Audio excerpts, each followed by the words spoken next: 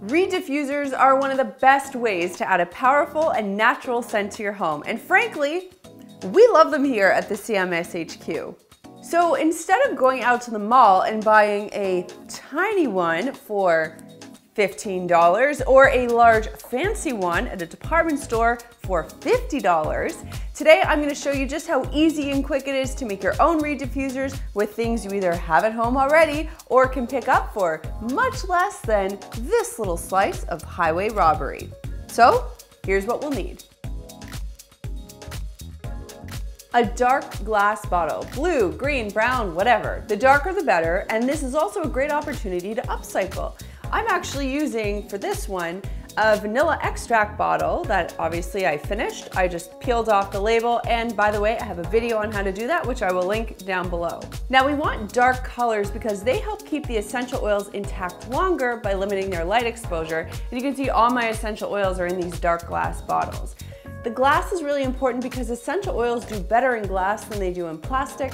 And finally, we want one with this really teeny tiny small opening because the smaller the opening, the slower the solution will evaporate and the longer this will last. If you don't have any bottles that you can upcycle, don't worry. You can pick one up online at a health food store, you can get it at a hobby store, the dollar store, or even a thrift shop. Next, we're going to get some rattan reeds. Now these have small channels which help move the oils up from one end to the other. They're kind of like celery if you look at them like this. Now some people say bamboo skewers do the same thing. They don't. They are pretty much solid and your oil will not be able to move up the channel. Now you can get these at a hobby store or a craft store. You can also order them online, and I will put links for that in the description box down below. Now for the exciting part. We are going to make the Reed diffuser mixture, and you are going to need 3 critical ingredients: a carrier oil, a carrying agent, and the essential oils themselves. First, the carrier oil. You need an oil to help the essential oils wick or be carried up the reed.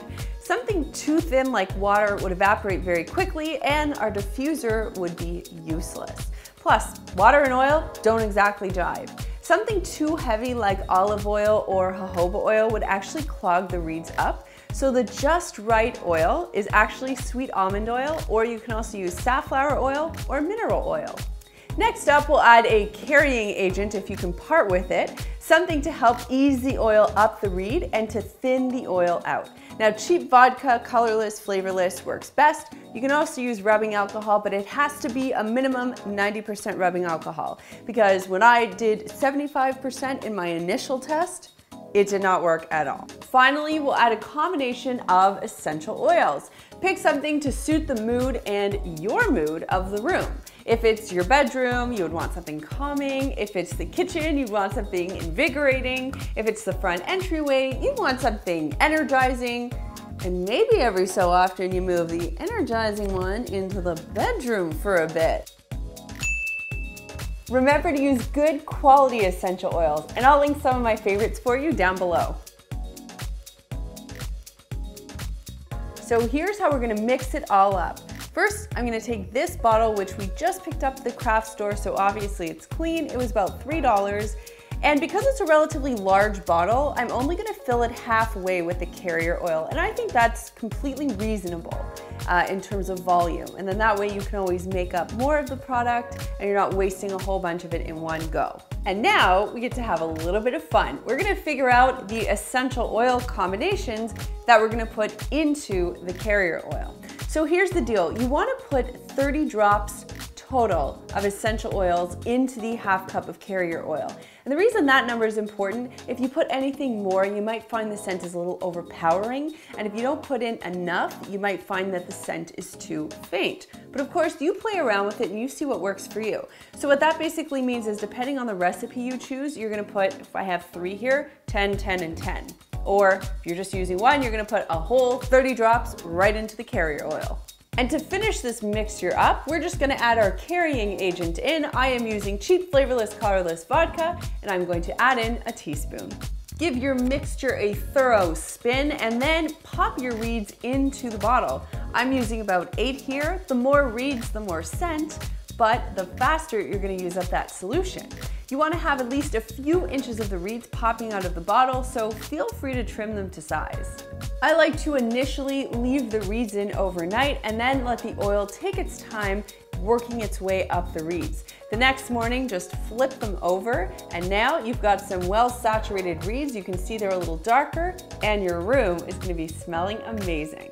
Now, because the mixture does have a tendency to separate, you want to swirl the bottle just like this, kind of like a martini, once a week, just to help mix everything together. And then of course you can flip the reeds weekly as well. Now, if you want a heavier scent, you can do this more often.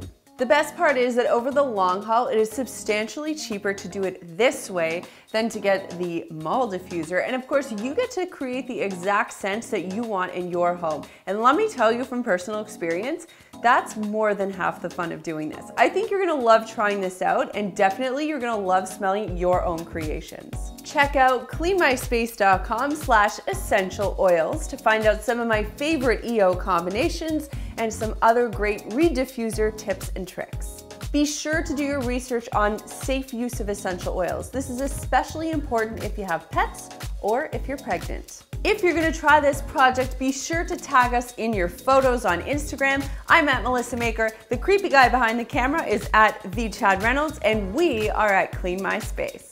There's a button down there that lets me know you care, so click it if you liked this video, and click this button right here to subscribe and begin your journey to a cleaner life.